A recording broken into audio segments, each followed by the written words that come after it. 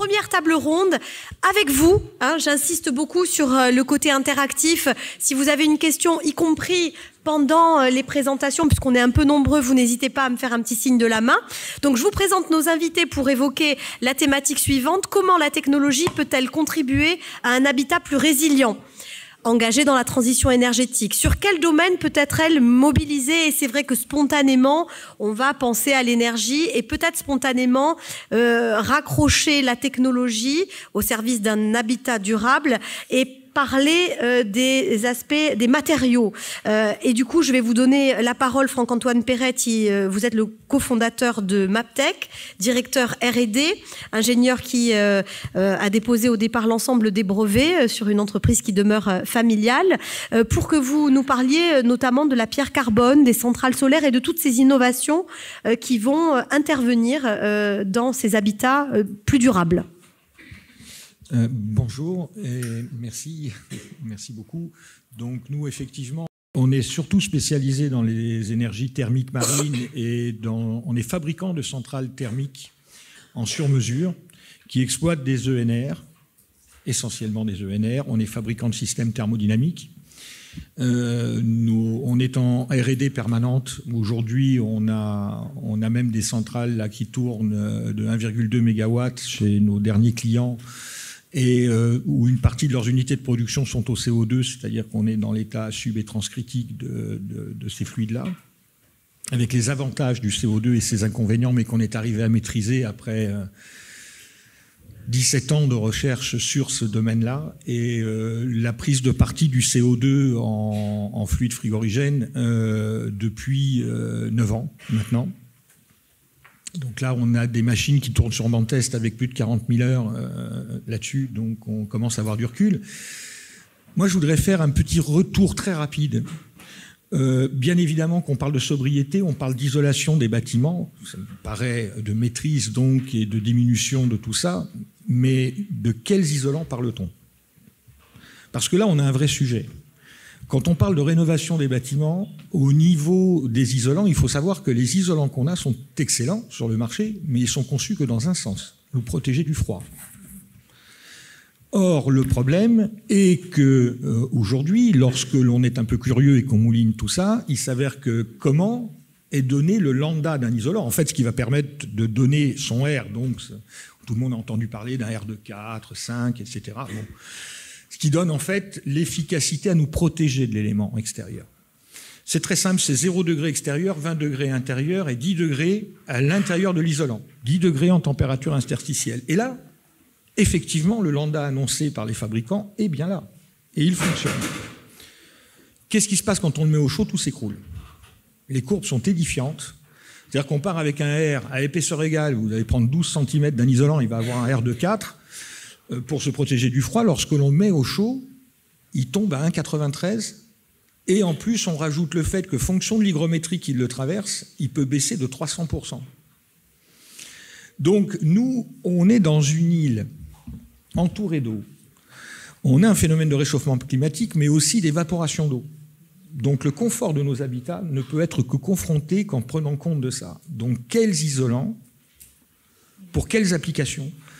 Parce que c'est bien de baisser en théorie de 3, 4, 5 les besoins d'un bâtiment. Mais aujourd'hui, vous prenez un truc qui s'appelle les degrés jours unifiés.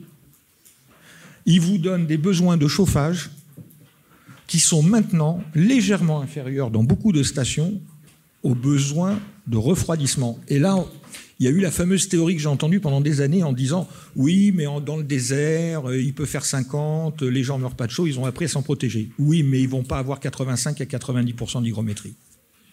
C'est le propre d'un désert. Le problème, c'est que le corps humain est ainsi fait que si notre système évaporatif, qui s'appelle la transpiration, ne peut pas se faire, ben on meurt. À un moment donné, il y a des températures limites. Et quand vous avez des 90% d'hygrométrie, il est beaucoup plus difficile de supporter de la chaleur et que le corps n'arrive pas en surchauffe. Donc il va y avoir des besoins dans les années à venir. On est en train de se projeter dans le futur. Donc on ne peut pas balayer d'un revers de main tout ça. Après, on prend juste un comparatif très simple. On était sur le siècle pétrole, très clairement. Aujourd'hui, une chaudière gaz, une chaudière fuel de puissance égale, c'est à peu près 100-150 € le kilowattheure installé. C'est de ça qu'on part. Pompe à chaleur RR, on va trouver ça entre 3 et 500 euros le kilowattheure installé. De la géothermie, je vous parle de chiffres nationaux, entre 2 et 3 000 euros le kilowattheure installé. Donc c'est très capitalistique de changer de système, extrêmement capitalistique. Donc aujourd'hui, est-ce que la technologie peut faire beaucoup de choses? Oui. Aujourd'hui, on arrive à faire des centrales hydro-hybrides, par exemple, où on a effacé le côté alternant du solaire thermique en stockant de l'énergie thermique dans des bassins enterrés, donc qui permettent de ne pas gréver la surface du sol, de stocker pas mal d'ailleurs, puisqu'on stocke là dans les piles que l'on a fait, elles stockent entre 2 et 3 mégawatts de thermie chacune. Donc on peut rester 15 jours sans solaire et toujours continuer à optimiser les productions thermodynamiques qui y sont liées. Donc ça, c'est très important. Bien évidemment, il y a de la technologie qui rentre dedans et il y a du software qui va être obligé de rentrer dedans, donc des programmes, des algos et des programmes. Mais il faut voir aussi un autre aspect dans ce qu'on doit concevoir, et du moins dans l'éthique de ce qu'on va appeler la modernité, on va dire, dans ce truc-là, parce qu'on réutilise des trucs qui sont vieux comme le monde. En 1800, on avait tout ça. On fait juste que revenir en arrière, mais avec nos contraintes de temps et d'usage d'aujourd'hui. C'est ça qui est important de comprendre là-dedans. Donc ça coûte cher. Ça, la technologie ne nous sortira pas de tout en pochette surprise. Coucou, c'est sorti, c'est pas vrai. L'habitat n'est plus adapté, ça c'est clair. L'habitat d'avant n'est plus adapté aux contraintes actuelles et aux pressions économiques auxquelles on va être soumis en raison des coûts de l'énergie jusqu'à ce que quelque chose de miraculeux n'arrive. Mais là, on est dans du miraculeux. On n'est pas dans autre chose. Dans le fait réel et pour les 15 prochaines années, les choses sont déjà écrites. Techniquement, les choses sont écrites. Et ça va très vite, 15 ans. D'un autre côté, pour le bâtiment, ça va très très vite. Donc si on intègre tout ça, on va voir qu'il y a des choses qui peuvent se faire, mais il faut penser, quand on conçoit quelque chose, à la recyclabilité de ce que l'on fabrique. Les machines que l'on fabrique, pas faire tout le tableau de Mendeleïev, on n'arrivera jamais à recycler quelque chose avec des matériaux qui sont hyper complexes. Par contre, il faut des matériaux nobles, il faut construire pour que ça dure et penser au rétrofitage systématiquement intégré, c'est-à-dire à la non-obsolescence programmée. Il n'y a que comme ça qu'on s'en sortira et qu'on sera vertueux dans les productions que l'on fait. Mais forcément, plus vous allez vers ça, plus c'est capitalistique. Il y a un choix. Voilà. Franck-Antoine Peretti, juste pour être un petit peu concret sur vos centrales thermiques, vous nous donnez un exemple d'une installation, puisque vous avez travaillé sur Pietralonga-Filippi, puis sur Cabo Bianco. Est-ce que vous pourriez nous dire comment fonctionne, d'abord de quelles problématiques vous partez, par exemple sur un hôtel, on pense spontanément à l'eau chaude sanitaire, et comment vous essayez de récupérer l'énergie que vous utilisez, par exemple, pour chauffer, faire du froid, enfin, comment ça fonctionne concrètement ? Je vais faire très vite parce que sinon on peut y passer 2 jours. Très simplement, vous parlez par exemple de l'hôtel ou Capo Bianco. Voilà. Là, c'est une centrale hydro-hybride qui est montée là-bas, qui fait 1,2 MW. C'est un hôtel qui a des bâtiments pour le personnel. Il y a quand même 84 personnes qui travaillent là-dedans en permanence, enfin pendant 6 mois de l'année, et puis après une partie en résident annuel. Il y a des piscines, il y a tout ce qu'offre un complexe hôtelier évolué dans un secteur très concurrentiel. Donc on peut toujours voir tout à la baisse, mais il y a aussi derrière une économie qui tourne. Donc si on veut préserver à usage constant, à besoin constant, si on veut préserver un aspect concurrentiel, on pouvait gagner que là-dessus. L'eau chaude sanitaire, c'est un très bon exemple. C'est des gens qui avaient un champ solaire thermique. Bon, heureusement, il était mort. Je dis heureusement, pourquoi? Parce que c'était un champ qui fonctionnait avec de l'eau glycolée. Or, le paradoxe pourquoi on glycole l'eau dans des panneaux solaires? Parce qu'il faut éviter qu'il gèle l'hiver, quand ça s'arrête la nuit. Sinon, ça ferait péter les panneaux. Le vrai problème, c'est que ce même glycol, il caramélise au chaud. C'est un peu embêtant pour quelque chose qui fait de l'eau chaude et qui tue le panneau aussi. Donc, c'est très délicat, c'est très simple comme techno, mais des fois, ça vieillit pas bien quand c'est pas bien maîtrisé. Mais surtout, c'est l'affectation. Là, il y a un champ solaire on l'a renouvelé, nous. Vous le prenez en analyse statique, les capacités thermiques à ensoleillement moyen normal d'une journée d'une journée moyenne pendant les 6 mois où il va avoir besoin d'assumer les plus gros pics de CS, vous allez dire, j'en couvre sur le papier, en théorique, en analyse statique, 100%. Quand on le met en dynamique dans les vrais usages et confronté aux usages de l'hôtel, vous prenez le coût du pic vous avez 2 pics dans un hôtel. Le pic du soir, celui que j'appelle moi le pic de rentrée de plage, entre 18 et 20 heures. Et vous avez le pic du matin avant le départ et libération de la chambre pour partir la journée. C'est les 2 pics de CS dans ces 24 heures. Partez du principe qu'il est 18 heures. Votre ballon de CS est plein. On se fiche de avec quoi il a été fait. Vous allez le vider, à 20 heures, il est vide, il s'est re-rempli de froid. Il faut le régénérer. À 20 heures, votre solaire, il ne produira pas. Ce n'est pas votre solaire qui va le faire. Le bouclage nocturne toute la nuit, ce n'est pas votre solaire qui va le faire. Pourtant, en théorie, le champ solaire, il est là, il marche. Après, vous allez avoir le pic du matin, entre 8h30 et 10h30. Là, comme on est en plus en décalage horaire avec TU+2, le solaire n'est pas assez efficace pour faire de l'ECS avant la toute fin de cette boucle-là. Donc il va faire un quart de la production de régénération sur le pic du matin, il va faire tout le bouclage de l'après-midi et après plus rien. En gros, on est entre 14 et 20%. Vous voyez qu'on est loin des 100% que pouvait assurer cette même journée le solaire. Nous, on l'a affecté à autre chose. Ce solaire, on le récupère déjà à plus basse température, parce qu'on est obligé pour le CS de maintenir à 55 degrés. On le met dans un bassin enterré, qui contient que de l'eau. C'est uniquement de l'eau. Il est en drain back, c'est-à-dire qu'il s'auto-vidange par gravité. Donc, il n'y a plus besoin de glycol. Donc, on n'a plus de glycol, on est en eau douce. Il n'y a plus rien. Donc, on n'a plus le problème de la caramélisation et on n'a plus le problème du gel. Et on stocke cette énergie là-dedans, parce qu'on lui efface l'alternance, parce que quand vous prenez une pile de 120 mètres cubes, vous mettez un delta T de 18 degrés, vous avez 2,2 mégawatts. C'est énorme. Vous pouvez rester un bout de temps sans soleil et optimiser votre thermodynamique qui va derrière. Et on fait pareil avec l'air, on fait pareil avec la géothermie, on fait pareil avec la chaleur fatale de ces chambres froides. On va tout chercher pour le récupérer. Et l'amusant dans l'histoire, c'est que les panneaux solaires, quand la pile est trop chaude l'été, quand on a des excédents de chaud, on les fait tourner la nuit. Alors c'est moins efficace que pour chauffer, mais par contre ça refroidit bien. On a récupéré 95 mégawatts quand même là-dedans de froid pour désurchauffer la pile en faisant tourner des panneaux solaires la nuit. Voilà. Donc c'est l'exemple de choses où il faut faire attention aux affectations et ne pas se limiter à ce pourquoi les choses sont faites. C'est ce qu'elles peuvent faire qui nous intéresse. Merci beaucoup pour cette présentation.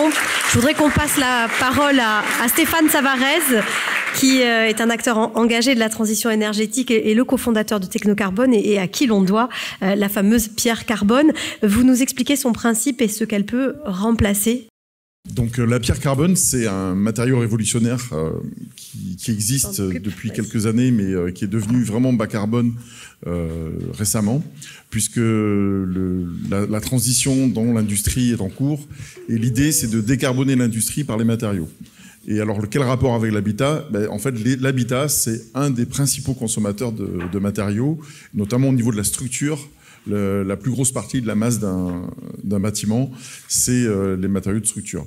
Et en fait, il y a peu de matériaux durables qui peuvent remplacer les matériaux les plus utilisés, qui sont l'acier et le béton.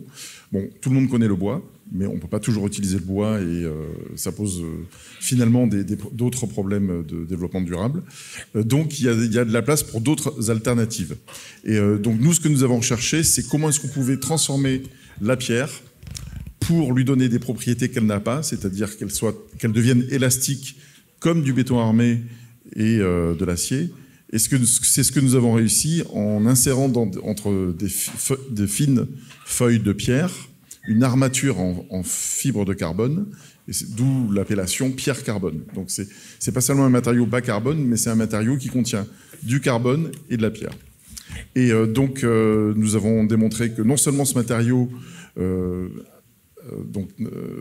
peut remplacer l'acier, mais qu'il est fabriqué en émettant beaucoup moins de CO2. Les émissions de CO2 de la fabrication de matériaux, c'est 20% d'émissions de CO2 dans le monde, donc c'est une grosse partie du problème. Et donc si on pouvait remplacer une partie non négligeable de l'acier et du béton actuellement utilisés dans les bâtiments, ça réduirait considérablement les émissions de gaz à effet de serre. Autre point intéressant, c'est un matériau qui dure beaucoup plus longtemps. Donc on passe vraiment dans l'ère des matériaux durables lorsqu'on raisonne sur des échelles de temps supérieures à 100 ans. Et il y a une réflexion en cours, il faut le savoir, au moins au niveau européen, au niveau des États-Unis et du Royaume-Uni, pour passer les normes de 50, ce qui est le cas actuellement, 50-60 ans, à 100, 110, 120 ans. Ce qui correspond en fait à l'usage. Il y a très peu de bâtiments qui sont détruits au bout de 50 ou 60 ans. La plupart sont gardés au moins un siècle, voire plusieurs siècles. Et c'est le cas de beaucoup de bâtiments en Corse. D'autre part, nous avons un autre problème qui est que ont été construits dans les années 60, 70, 80 un certain nombre de bâtiments qui aujourd'hui ne sont pas du tout adaptés au changement climatique. Donc ça nous a amené à une réflexion. D'une part, comment construire des structures d'énergie solaire qui soient bas carbone, puisqu'aujourd'hui on se préoccupait assez peu, voire pas du tout, des émissions de CO2 intrinsèques de l'acier et de l'aluminium qui constituent des structures de ces centrales solaires. Donc celles que vous allez voir se généraliser dans le parking, puisqu'il y a une loi qui a été votée l'année dernière qui va généraliser les ombrières de parking. Aujourd'hui, elles sont faites en acier. Donc tout ce que vous voyez, ça émet des tonnes de CO2 lors de la fabrication. Pareil, si vous voulez couvrir donc, le toit d'un bâtiment qui a été fait dans les années 70-80, donc ces grands toits plats qui sont actuellement inutilisés, il y a un gisement de surface déjà artificialisée qui pourrait être couverte par des centrales solaires, mais si vous faites toutes ces structures en acier ou en béton ou en aluminium, ça pose d'énormes problèmes d'émissions de CO2. Donc c'est ce qui a fait l'objet du label Cap Énergie l'année dernière. C'est les premières centrales quasiment neutres en carbone, centrales solaires, dont la structure est faite en pierre carbone et qui permet d'équiper des bâtiments en énergie solaire avec très peu d'émissions de CO2. À la fois grâce au progrès des modules photovoltaïques eux-mêmes, mais aussi au progrès réalisé dans la structure de la centrale solaire. Le deuxième point, c'est en liaison directe avec les exposés de Marion Marchionni et de Raphaël Besson. Nous sommes aperçus qu'il y avait besoin dans ces bâtiments de donner accès sur l'extérieur. Et donc il n'y a rien de plus facile dans ces bâtiments des années 70 lisses qui sont complètement tournés vers l'intérieur que de rajouter des circulations extérieures. Donc c'est ce que vous avez représenté ici à droite. Donc ce sont les circulations extérieures qui permettent soit de rajouter des espaces communs et donc de rajouter du lien social, soit au moins d'avoir un accès direct et des liaisons par l'extérieur.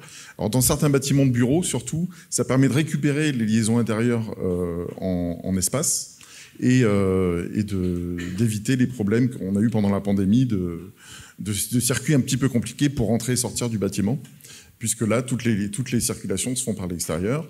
Et d'un point de vue thermique, eh bien, le fait de rajouter ces terrasses, ça permet d'isoler la façade du rayonnement solaire et donc d'augmenter le confort d'été et aussi d'avoir l'hiver des possibilités d'accès à l'extérieur, protégés de la pluie, etc.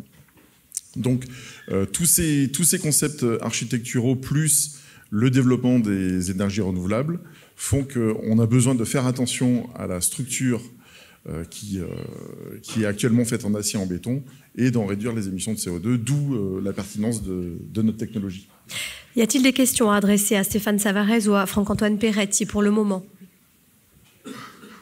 Alors, vous avez fait allusion, et je vais vous demander de passer le micro à votre voisine, à la labellisation Cap Énergie. C'est vous qui incarnez, Valentina Vologne, ce pôle de compétitivité, puisque vous êtes basé à Aix, mais on rappelle que les antennes de Cap Énergie sont un petit peu partout sur le territoire et concernent également Monaco, la Guadeloupe, la Réunion, peut-être bientôt la Corse. La Corse dès le début. Oui. Quasiment tous les acteurs présents à cette table ronde sont partie prenante, Valentina, de ce pôle. Vous êtes ingénieur en environnement, titulaire d'un master spécialisé en énergie renouvelable. Des pôles créés en 2005 avec qui, pourquoi, et en quoi c'est important finalement de recevoir ce type de label? Oui, alors, comme vous disiez, les pôles ont été créés en 2005 par le ministre de l'Industrie de l'époque pour accompagner l'innovation dans différents secteurs. Et donc, Cap Énergie est le pôle de la région sud et de la Corse, avec la Guadeloupe, la Réunion et Monaco, qui s'occupe d'accompagner les acteurs de l'énergie décarbonée. Donc, les membres fondateurs du pôle sont donc la collectivité de Corse, EDF et le CEA.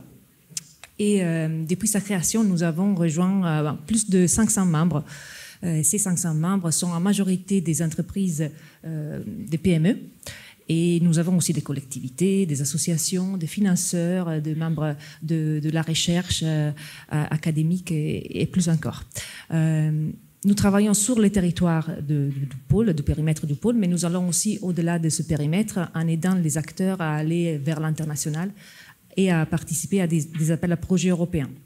Vous avez parlé de la labellisation des pôles. Pour qui ne connaît pas ce processus, il s'agit de le principal accompagnement des pôles. Et quand un porteur de projet vient nous voir, comme par exemple Stéphane ou Madame Attolini tout récemment, un ingénieur projet est attribué à ce projet et cet ingénieur fait une première évaluation de la maturité et de la complétude du projet, aide le projet à mûrir. Et le porteur de projet sera donc prêt à présenter le projet devant un comité de labellisation qui, lui, est complètement externe au pôle et composé de membres scientifiques de très haut niveau et qui, au-delà de l'attribution du label, si le projet est labellisable, donne toute une série de recommandations et de conseils au porteur de projet qui peut encore améliorer son projet et améliorer une candidature à un éventuel guichet de financement. Ces guichets de financement qui demandent le label Cap Énergie sont locaux mais aussi nationaux. Et donc ce label, il est connu et reconnu par différentes instances comme l'ANR, l'ADEME, etc. Donc les projets qui portent ce label, ils sont un petit peu en haut de la pile par rapport à leur qualité. Donc ça c'est pour ce qui concerne le label. Ensuite, je vous ai parlé aussi de l'accompagnement aux guichets nationaux et internationaux. Donc Cap Énergie participe à des projets européens, essaye de faire participer aussi ses propres membres à ces projets. Et donc, moi, je voulais vous parler aujourd'hui d'un projet auquel on participe qui s'appelle Concerto Rénov et qui est un projet qui est coordonné par un autre de nos membres qui s'appelle Sonergia. Sonergia qui est une entreprise qui travaille pour les certificats d'économie d'énergie, qui apporte des conseils pour l'économie d'énergie pour les consommateurs particuliers et pour les entreprises et apporte aussi des solutions de financement. Donc ça, c'est le coordinateur de projet. Et avec lui, donc, nous sommes avec la fédération Solia, donc Solidaire pour l'habitat. Il s'agit d'un acteur associatif national qui est dédié à l'habitat privé à vocation sociale et qui aide au maintien des personnes fragiles, vulnérables dans l'habitat.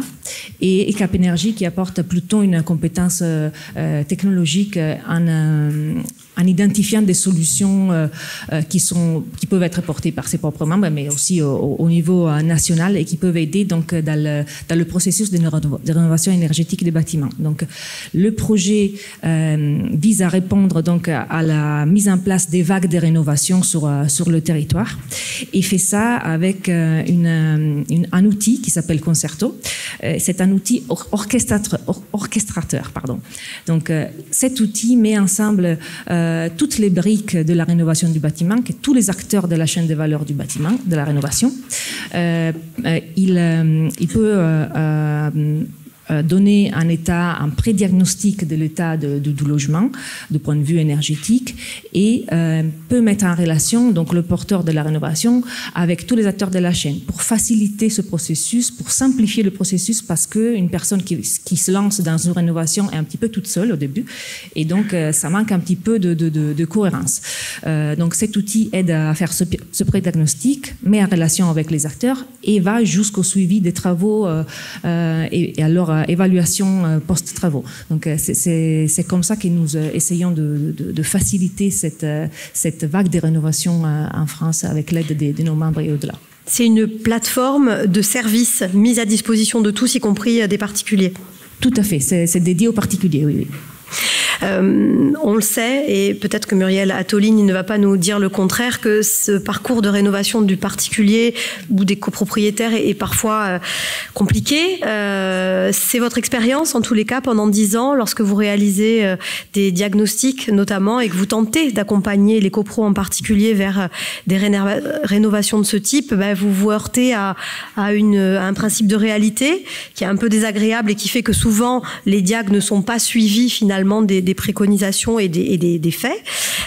Du coup, lorsque vous rencontrez Marie Flack et que il y a 2 ans et demi, vous dites que vous pourriez peut-être travailler ensemble et créer une start-up un peu innovante, c'est le cas depuis septembre, ça s'appelle Rénover pour demain. Vous tentez de répondre à cette problématique en étant là un peu comme un facilitateur de paroles et d'actes aussi. Alors tout à fait. Donc Rénover pour demain est en fait une structure d'ingénierie technico-financière de par une complémentarité de compétences, à la fois technique, donc de par mon expérience, et financière de par l'expérience de Marie Flack, qui propose un accompagnement global pour aller vers la rénovation énergétique des copropriétés, mais de manière performantielle. Alors, performantielle pour aller à terme vers une réelle garantie de résultat, parce que donc je me suis aperçue à travers 10 années d'audit énergétique dans les copropriétés qu'on préconisait des bouquets de travaux très intéressants, mais en face on avait un flou en termes d'aide financière qui ne permettait pas aux copropriétaires de voter des travaux parce qu'ils n'avaient aucune solution financière pour pouvoir acter ces travaux, et on peut tout à fait se mettre à la place de chacun, que c'est compliqué de pouvoir se projeter quand derrière on sait absolument pas combien ça va nous coûter. Donc face à ce constat, et surtout face aux politiques publiques qui permettent des incitations financières fortes, mais qui sont très difficilement lisibles de par on va dire des critères propres à chacun. La collectivité de Corse, notamment à travers l'AUE, a ses propres règles du jeu. L'État a d'autres règles.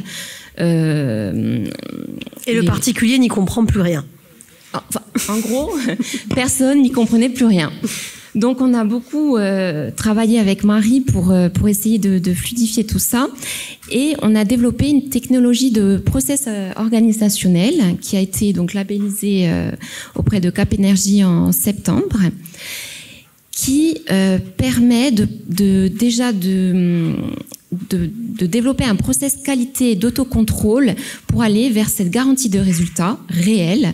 Donc en confrontant les calculs énergétiques avec la consommation réelle chez chaque copropriétaire, via un process juridique, on va dire sécurisé, qui va permettre à un tiers investisseur de venir prendre le reste à charge, qui va permettre aux copropriétaires d'aller vers les travaux performantiels et non plus vers des travaux de monogeste qui au final font que les copropriétés restent dans une précarité énergétique, parce que quand on fait du monogeste, on ne règle pas réellement les soucis énergétiques, et on ne fait pas baisser la facture énergétique. Bien au contraire, souvent on crée des désordres dans le bâtiment. Donc le but, c'est d'aller dans la globalité, de réfléchir en globalité, et non plus de mettre des petits bouts de pansement qui ne font pas avancer les choses et qui ne permettent pas un changement de paradigme au niveau énergétique. Muriel, vous avez dit une chose, donc l'évaluation des résultats in fine, très importante et pas tellement prise en considération au départ. Et puis peut-être aussi le choix des professionnels qui vont intervenir dans la rénovation, qui est compliqué. On le sait, on a eu beaucoup de soucis à ce niveau-là. Tout à fait. Donc en fait, tout ce process technologique qu'on est en train de mettre en place, on a créé un consortium d'entreprises pour permettre une montée en compétences réelles de la rénovation énergétique, avec des partenariats financiers, d'organismes financiers également, et d'entreprises de terrain. Et on a pour vocation de les accompagner vers de nouvelles habitudes de travail pour une montée en compétences, et permettre d'aller vers des travaux performantiels dans le concret, dans l'opérationnalité également. Est-ce qu'à ce stade-là, vous souhaitez intervenir ? Oui, Alexandre Schrepfer, architecte et enseignant. Mais là, c'est plus en tant qu'architecte et praticien que je vais poser ma question, parce que j'ai travaillé aussi pour une partie de mes activités pour les copropriétés. Aujourd'hui, dans ces questions de rénovation énergétique, effectivement, c'est très compliqué pour les copropriétaires de se projeter sur les bons choix, en fait, puisqu'il y a des lignes financières qui sont importantes dans le cadre de ces rénovations. Et il n'est pas toujours simple de mettre en relation des questions notamment de chauffage et d'isolation, de relation. Moi, la question, c'est de savoir, principalement sur la question du choix des matériaux, et ça, vous en parliez un petit peu aussi tout à l'heure, le choix des isolants notamment, puisqu'aujourd'hui, on voit qu'il est très très compliqué de faire de la sensibilisation sur le choix des isolants, parce que nous-mêmes, praticiens et professionnels, on a du mal à comprendre où sont les bons choix. On voit bien évidemment qu'il n'y a pas de solution miracle, qu'il y a des avantages, des inconvénients, permanence.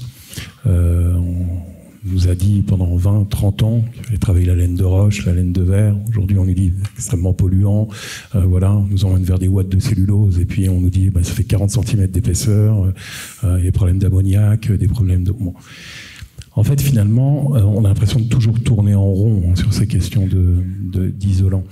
Et donc, moi, je m'adresse aux professionnels conseils que vous êtes aussi. Comment vous abordez ces questions-là et comment ensuite vous sensibilisez pour faire les bons choix auprès des maîtrises d'œuvre, aussi des maîtrises d'ouvrage dans ce sens-là. Voilà. Bon. Parce que c'est des questions que je me pose régulièrement. Merci Alexandre Schrepfer. Muriel Attolini. Alors aujourd'hui, c'est vrai qu'on n'a pas une panel de choix d'isolants très variés.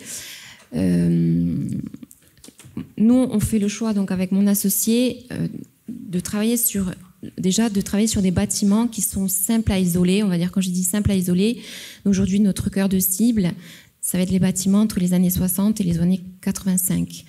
On va dire où on ne prend pas vraiment de risque de créer de désordre vis-à-vis de ce qu'il existe sur le marché et ce qui nous est proposé. Donc, on va rester sur des méthodes, on va dire, classiques avec de l'isolation en polystyrène. On est en train de travailler avec un industriel corse pour sortir une chaîne en isolation biosourcée. Voilà, mais pour mettre en place cette chaîne de production, il faut qu'on puisse avoir derrière une économie viable. Donc on va dire qu'on démarre doucement.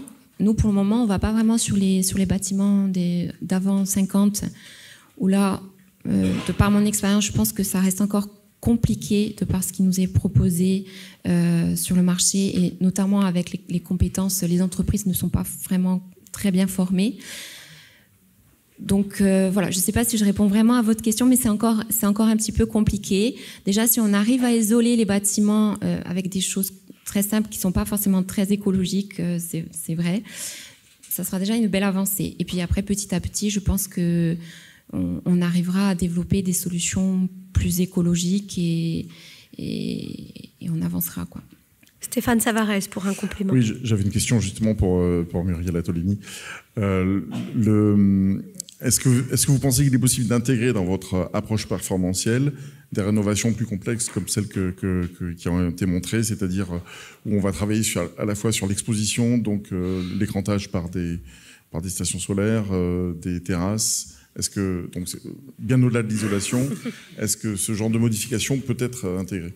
Alors, tout dépend des copropriétaires. Voilà. Donc, en fait, dans notre accompagnement, il y a aussi un volet social et accompagnement social qui est vraiment déterminant et très important. Il va y avoir des copropriétés qui vont être ouvertes à de l'innovation technologique comme ce que vous proposez.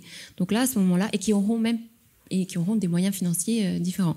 Donc, c'est pour ça que nous, dans notre accompagnement, donc il y a un audit qui est prévu et on ne fait pas un audit sur un échantillonnage où on va émettre des hypothèses. On va voir tous les copropriétaires. Donc c'est un travail de détricotage assez fastidieux. On va voir tous les copropriétaires pour faire remonter toutes les informations en termes de contraintes financières, techniques, de volonté, parce qu'il y a des gens qui sont vraiment animés par un changement de paradigme et qui ont une volonté d'aller bien plus loin que la réglementation. Mais tout ça, voilà, c'est une approche un petit peu psychologique et il faut y aller par étapes. Donc, on ne pourra pas aller dans tous les projets. Il y a des projets où on isolera simplement et il y en aura d'autres. On pourra proposer des choses très sympas, mais il faudra qu'il y ait une volonté initiale. Et là, on va les accompagner vers de la vraie performance et au-delà. Voilà.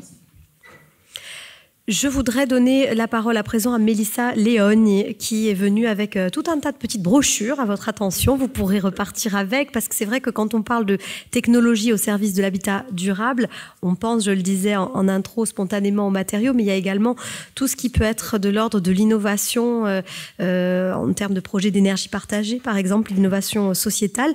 Vous nous dites un mot justement de cette autoconsommation collective ? Oui. Bien sûr.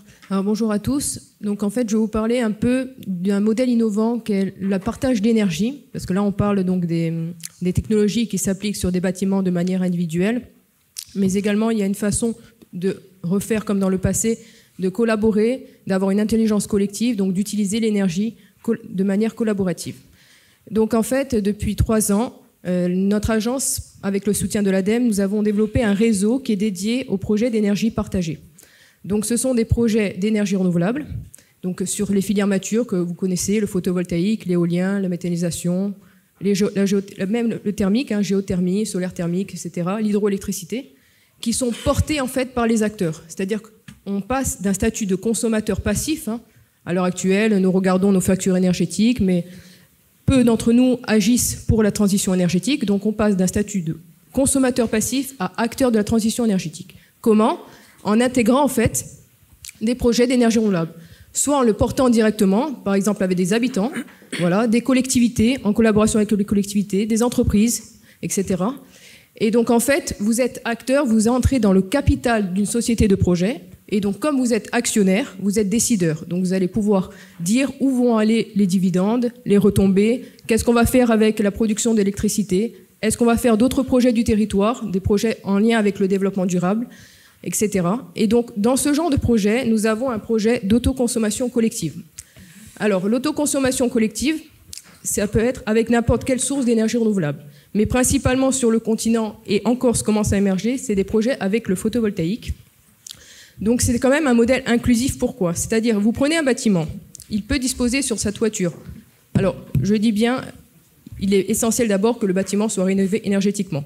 Il ne faut pas que ça soit des passoires thermiques. Il faut bien entendu, avant d'appliquer des dispositifs photovoltaïques, qu'on essaye de réduire au maximum notre perte énergétique. Merci.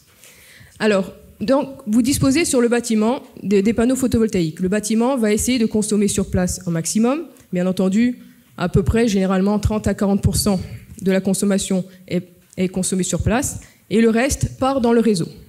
Ça, c'est l'autoconsommation individuelle. Ce qui part dans le réseau, vous pouvez le revendre à EDF. Que ce soit bien au niveau des particuliers, des entreprises, des collectivités. Il y a un tarif de rachat, voilà, qui est actualisé chaque trimestre et vous faites des bénéfices aussi bien sur la facture énergétique qu'au niveau des bénéfices de vente.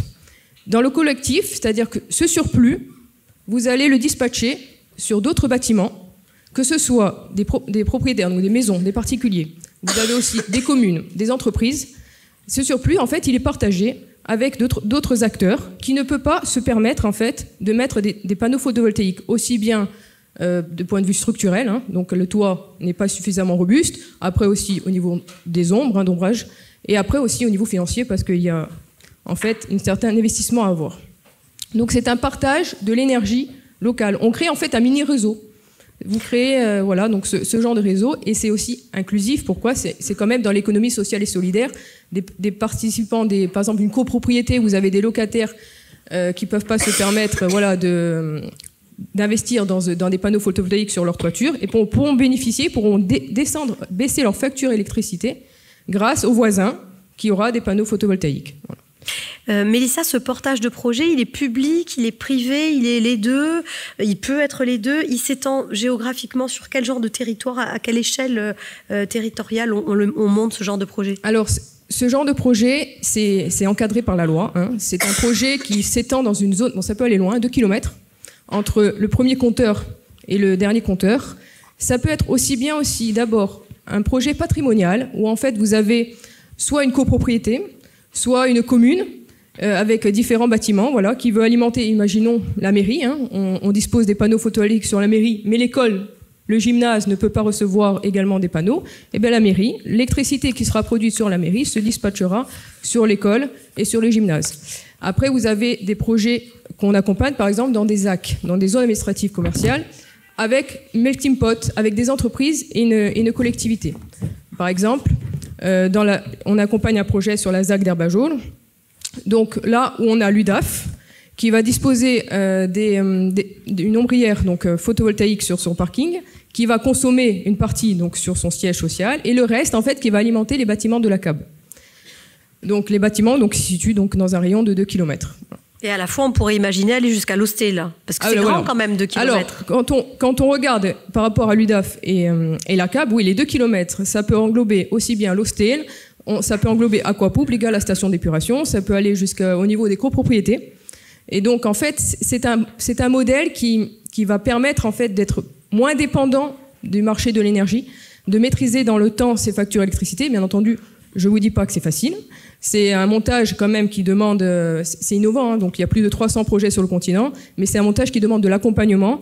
Donc en fait, le réseau corse, donc Énergie en Ostre que nous avons créé, permet d'accompagner ce type de projet pour tout type d'acteurs. Donc de la sensibilisation à la formation des acteurs sur ce genre de modèle ou d'autres projets d'énergie partagée. Oui, parce qu'il y a aussi une idée de monter en compétences quand même sur. Tout à fait. Donc c'est ce qu'on fait donc, depuis 2021. Il y a quand même une prise de conscience collective qu'il faut agir pour la transition énergétique. Et en fait, pour aller vers ce modèle citoyen de partage de l'énergie, nous organisons avec le réseau national énergie partagée et d'autres partenaires des formations dédiées à ce partage de l'énergie. Est-ce que vous avez des questions à poser à nos invités ? Bonjour, Paul Corsimo, Innovéol. Bonjour Mélissa et tous les intervenants. Donc effectivement, la solution d'énergie citoyenne est une manière de reprendre la main sur les choix énergétiques et de ne pas dépendre de choix qui sont souvent descendants, pris très loin du terrain. Et donc peuvent s'adapter beaucoup mieux à ces solutions. Effectivement, les questions d'autoconsommation collective, à mon avis, présentent plusieurs avantages. Tu les as peut-être pas tous décrits. Monsieur Peretti parlait des problèmes des pics. C'est pas uniquement dans les hôtels, c'est les modes de consommation dans la plupart des habitats résidentiels. Pour les familles un peu classiques. Pour une personne âgée, ça sera différent. Mais effectivement, on a le pic du matin et le pic du soir. En regroupant plusieurs types de logements, enfin d'habitat, c'est-à-dire du logement, du tertiaire, on va limiter ces pics parce que les profils de consommation seront différents. Pour aller plus loin, d'un point de vue technique, le smart grid et donc les questions d'effacement, de programmation des consommations pour qu'elles soient le plus en phase avec la production sont vraiment importants.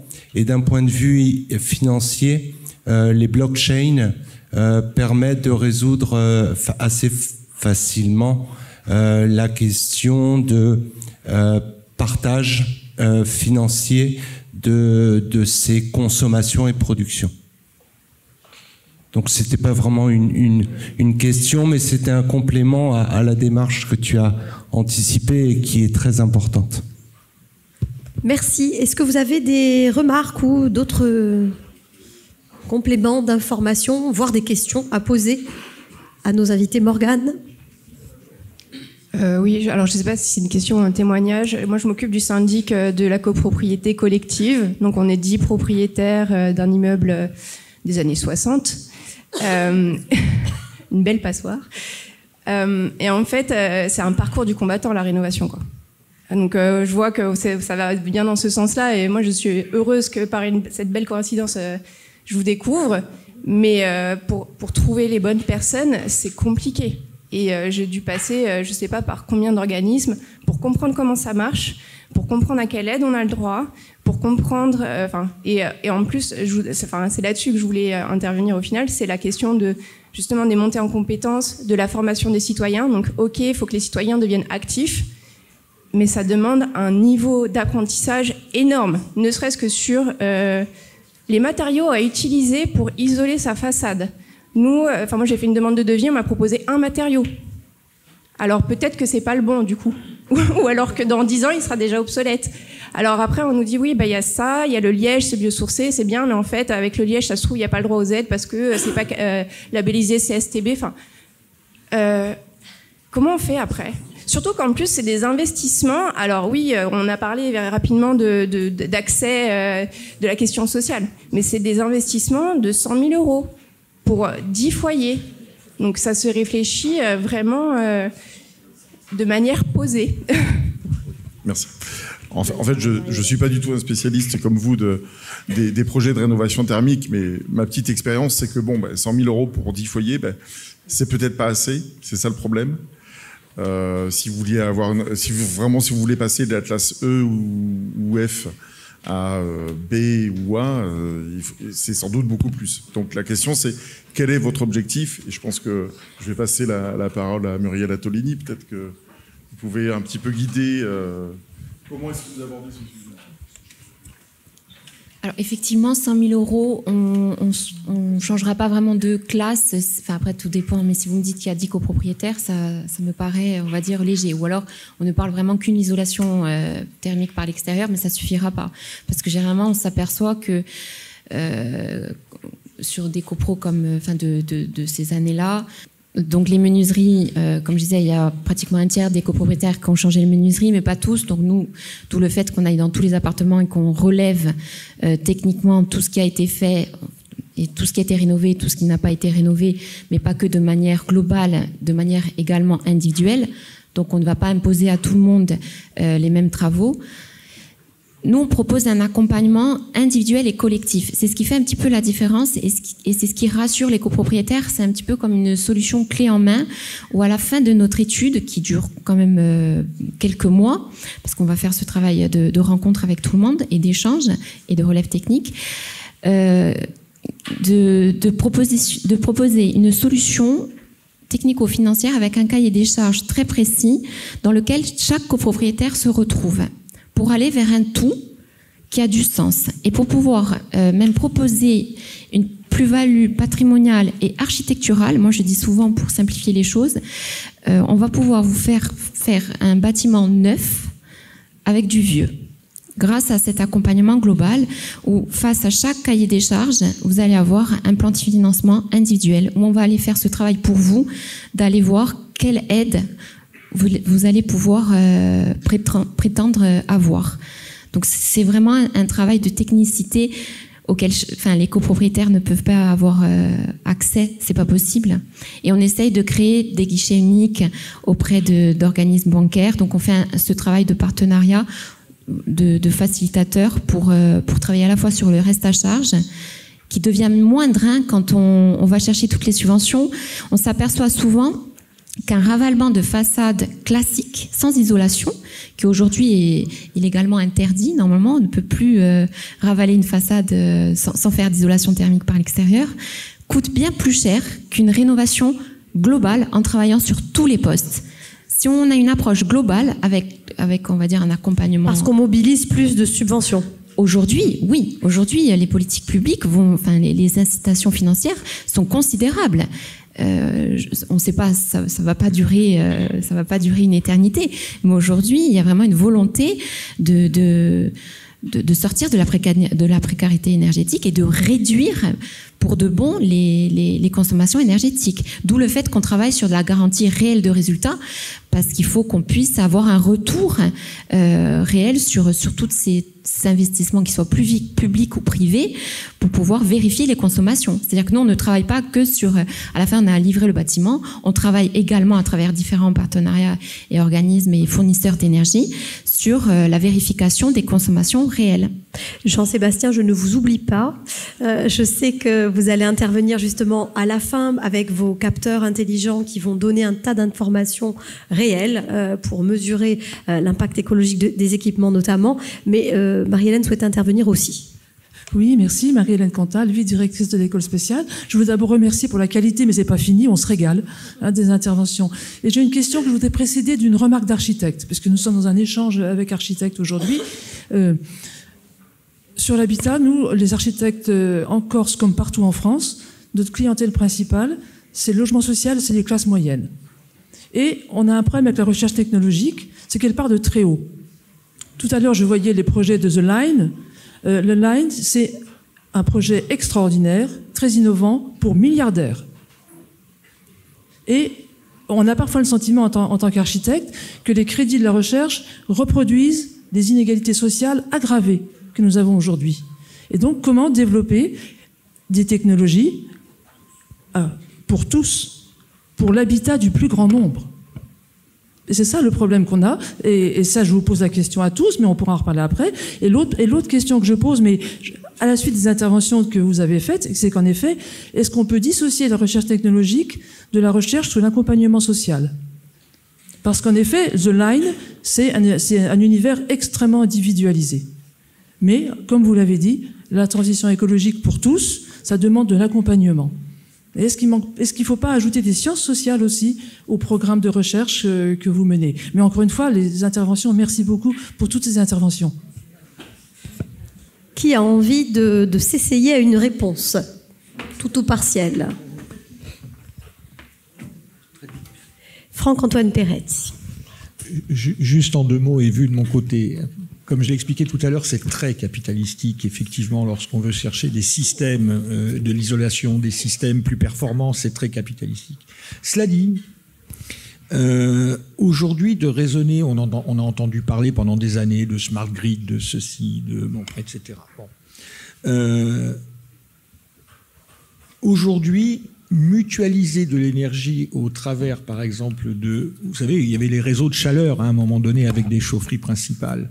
C'est un coût capitalistique énorme, mais mutualiser au nombre de gens et d'appartements, y compris d'appartements sociaux qui peuvent se raccorder, c'est un bien pour le commun. Aujourd'hui, c'est tellement capitalistique qu'on ne peut raisonner qu'en termes de réseaux.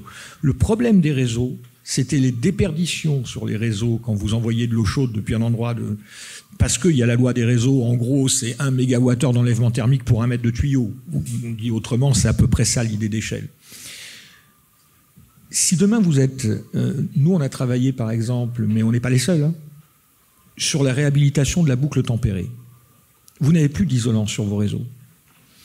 Vous mutualisez en plus les excédents de chacun. Les excédents de chaud vont venir se mutualiser aux excédents de froid des autres. Et du coup, vous pouvez amener les points de fabrication extrêmement compacts au pied des zones d'enlèvement thermique. Et là, ça revient beaucoup moins cher. Mais ça reviendra moins cher que divisé par plusieurs. Vous savez, c'est quand quelque chose est capitalistique, rappelez-vous l'avion. Il a fallu attendre le 747 pour démocratiser le transport aérien. C'était pas un petit avion.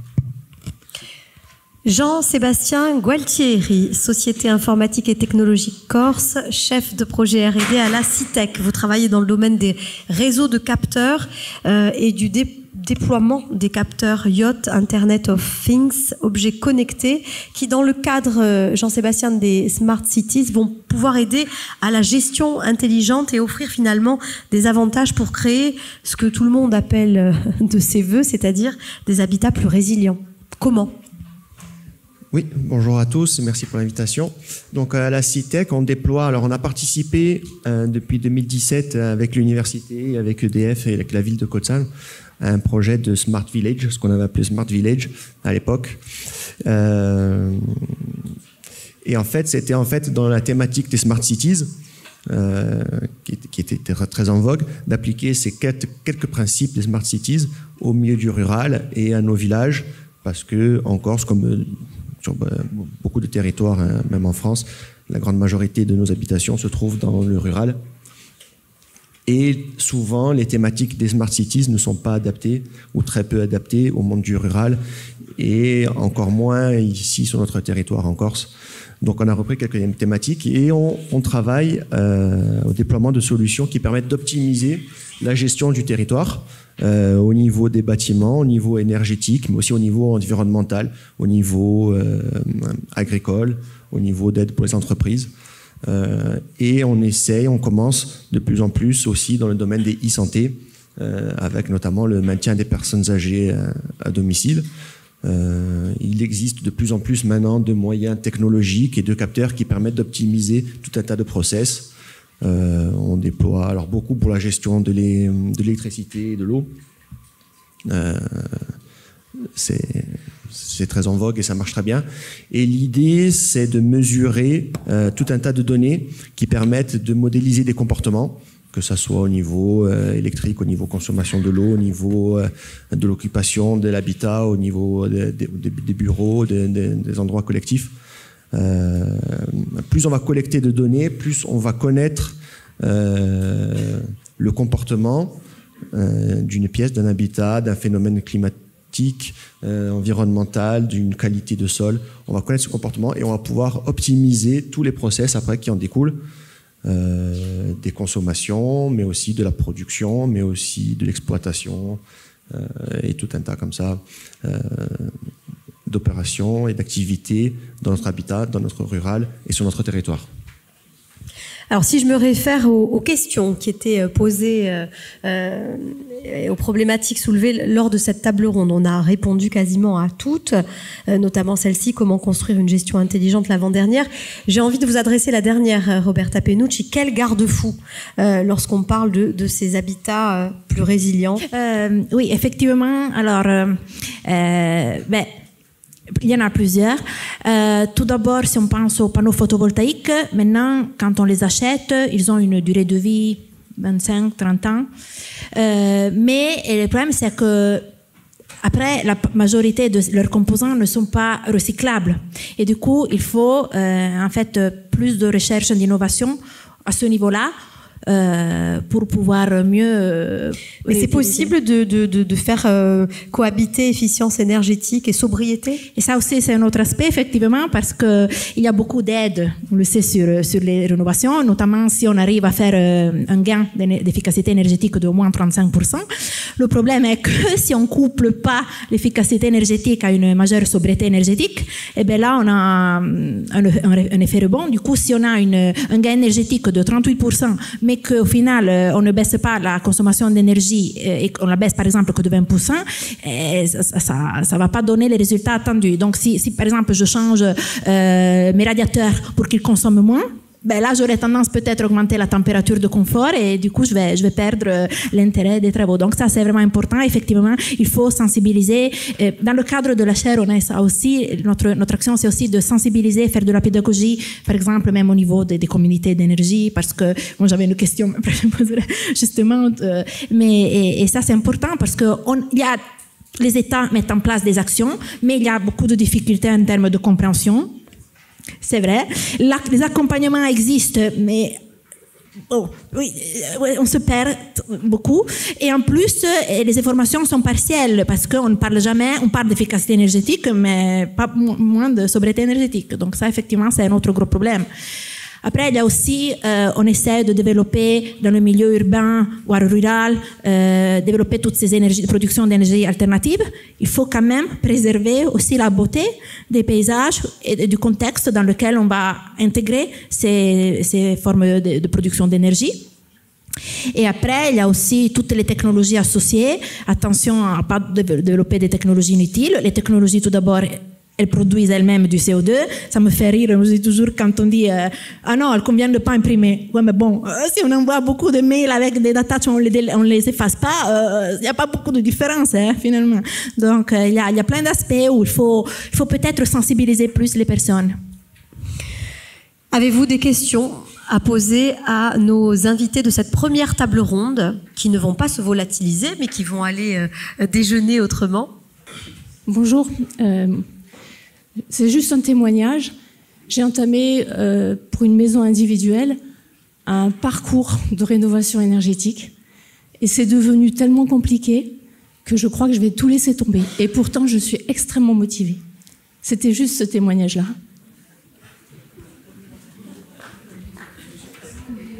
Je vais juste compléter un petit peu.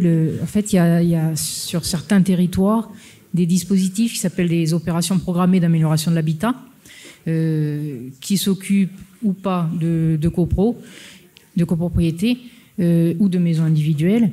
Et à ce moment-là, il y a des animateurs qui accompagnent les ménages de A à Z sur les parties communes, sur les parties privatives. Et ces opérations programmées d'amélioration de l'habitat, il y en a quand même pas mal en Corse. Je crois qu'il y en a une sur Corté. Bon, après, il y en a sur Île-Rousse, il y en a en Costa Verde, il y en a sur Bastia. Enfin, donc, c'est aussi important, je pense, d'essayer de se rapprocher. Je ne sais pas où vous habitez, mais d'essayer... Venaco, oui, bon. D'essayer de vous rapprocher aussi de ces dispositifs qui vous accompagnent au mieux de A à Z, et y compris jusqu'à la performance énergétique avec la pose de capteurs éventuels pour mesurer le gain, enfin, l'efficacité de la rénovation. Alors le problème, c'est toujours, là on n'en a pas parlé, mais des RGE. Et ça, c'est un gros problème aujourd'hui, c'est que les entreprises labellisées RGE sont de plus en plus rares parce que les dossiers sont très difficiles à constituer et que les entreprises, même si elles font une fois le dossier, elles ne le renouvellent pas après. Oui, je voudrais vous aller un petit peu dans votre sens pour avoir suivi plusieurs chantiers alors pas vraiment rénovation, mais des chantiers un peu globaux.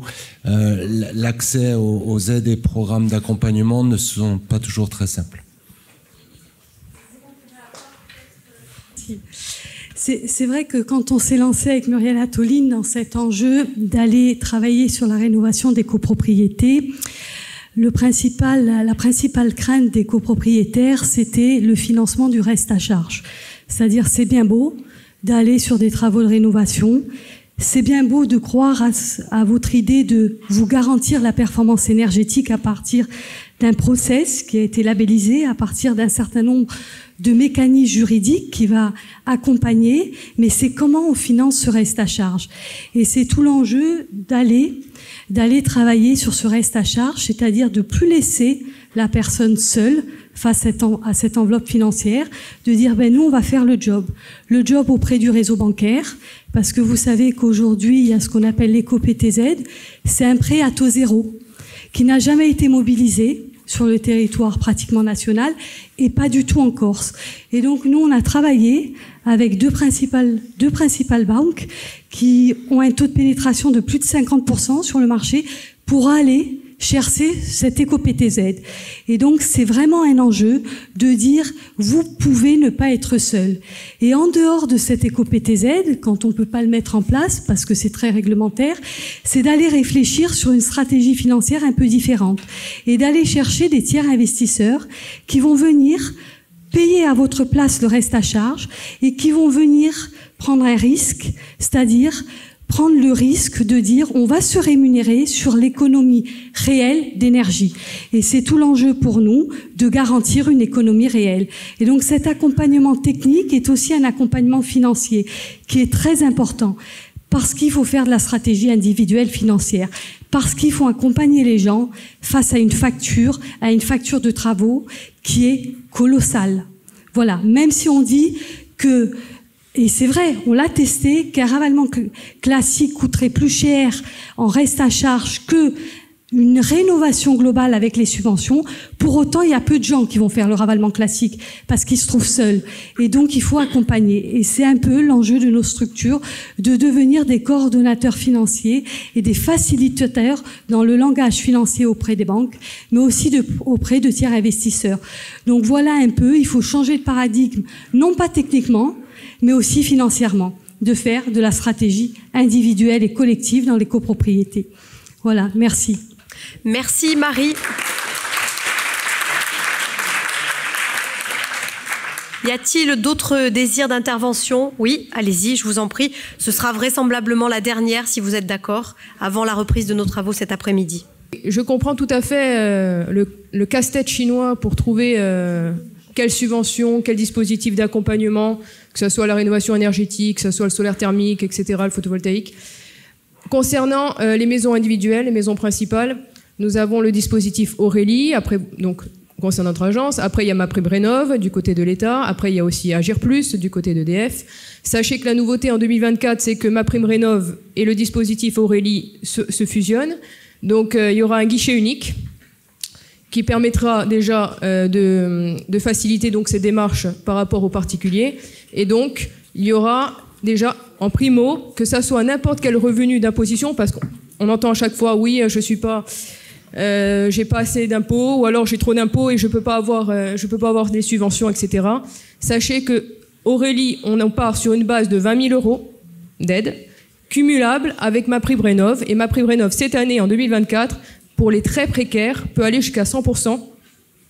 C'est énorme, 100% du coût, voilà, du coût de la rénovation.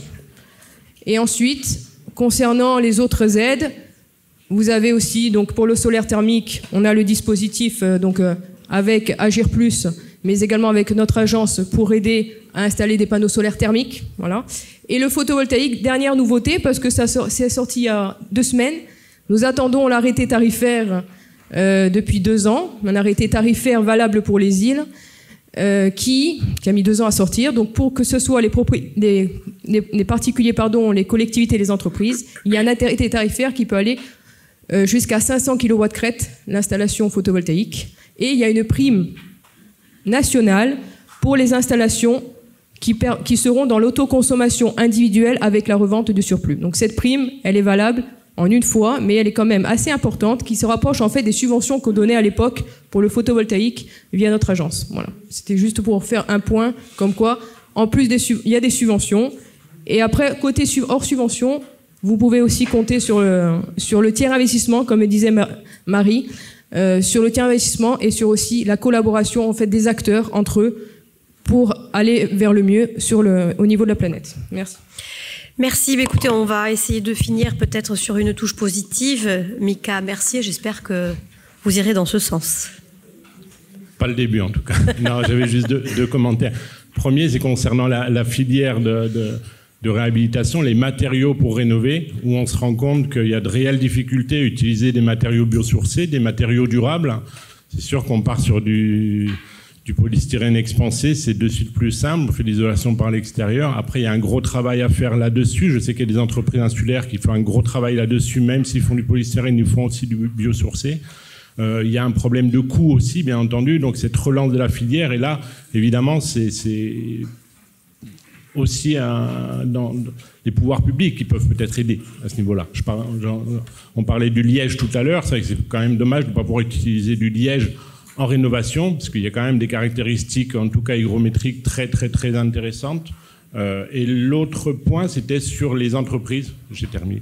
Les entreprises RGE, on se rend bien compte que c'est vrai qu'on manque d'entreprises. Alors c'est un petit teaser pour une journée le 15 février qui est organisée par Cap Énergie, justement sur la décarbonation du bâti. Donc ce sera peut-être une petite suite un petit peu à la journée d'aujourd'hui, et sur comment les entreprises peuvent aller sur cette labellisation. Et ça, évidemment, on se rend compte que toute la partie réglementaire française est assez complexe. On a beaucoup entendu parler pour les agriculteurs ces derniers jours, mais on se rend bien compte que dans tous les autres domaines, c'est un peu la même chose. Et cette réglementation RGE pour les entreprises, d'autant plus que pour l'avoir, c'est surtout de l'administratif, c'est pas obligatoirement des compétences techniques. Donc, il y a des choses peut-être à reprendre. Voilà. Mais en tout cas, on poursuivra. Merci beaucoup. Merci à vous tous. Oui, dernier petit mot, hein. Je vous en prie. Merci beaucoup. Je ne suis pas tout à fait d'accord. Le côté administratif sera très très lourd en montée, effectivement. On est en train d'essayer, nous, de notre côté, de faire quelque chose pour aider effectivement les entreprises via un bureau. Sauf que le RGE, quand vous prenez le Calipac, par exemple, les moyennes sont à 14/20, donc ce n'est pas du 10/20. Et il y a énormément de connaissances techniques avec des examens qui sont très compliqués. Actuellement, le RGE en Calipac se situe à 40%, 38% de réussite au premier coup. Il faut savoir qu'en Corse, il va falloir s'appuyer beaucoup sur la Chambre des métiers et la CAPEB, pour la bonne et simple raison qu'il n'y a que 3 à 4% des entreprises corses qui sont RGE. Et dans le bâtiment, vous en avez à peu près 8000 aujourd'hui. Donc, effectivement, pour aller chercher les matériaux, pour rebondir par rapport à ce que vous disiez, c'est vrai que l'idéal, ce ne serait pas le polystyrène parce que vous allez perdre une grosse partie de l'économie d'énergie par rapport au fait du carbone qui a été nécessaire pour fabriquer le premier matériau. C'est un petit peu le même problème avec les voitures à batterie, qu'il faut 8 ans de consommation pour pouvoir rejoindre la fameuse économie zéro. Vous avez effectivement, pour rebondir sur le liège, vous avez quand même le chanvre, la fibre de bois, qui sont quand même des matériaux qui seraient beaucoup plus performants à faire. Je voulais dire aussi, par rapport à la dame qui avait des problèmes, ou à madame aussi, par rapport au... Il y a des entreprises en Corse qui sont en RGE et qui ont la possibilité de pouvoir expliquer, enfin moi j'en fais partie, c'est pour ça que j'en parle, d'expliquer aux gens, de prendre en charge le montage du dossier. Vous avez employé Madame Léonie, vous avez parlé du futur. Le problème c'est que vous parlez de primes, il va y avoir des primes. Le problème c'est que la prime Rénov' aujourd'hui, si on veut la mettre en place sur le territoire, qui est cumulée depuis le 1er janvier 2024 avec certaines aides étatiques, le problème, c'est qu'il va falloir des accompagnateurs ANA. Je ne sais pas si vous prenez l'annuaire sur la Corse pour avoir des accompagnateurs ANA. Pour l'instant, je pense qu'ils sont sur le doigt de la main. On va avoir quand même un certain nombre de problèmes parce que les espérances et la volonté de tout le monde d'aller vite, il y a quand même beaucoup de freins où il y a beaucoup de choses qui vont être relativement limitées. Moi, je travaille aussi sur le continent en termes de rénovation énergétique globale. Un dossier ANA, pour une entreprise, c'est à peu près 6 mois pour être payé.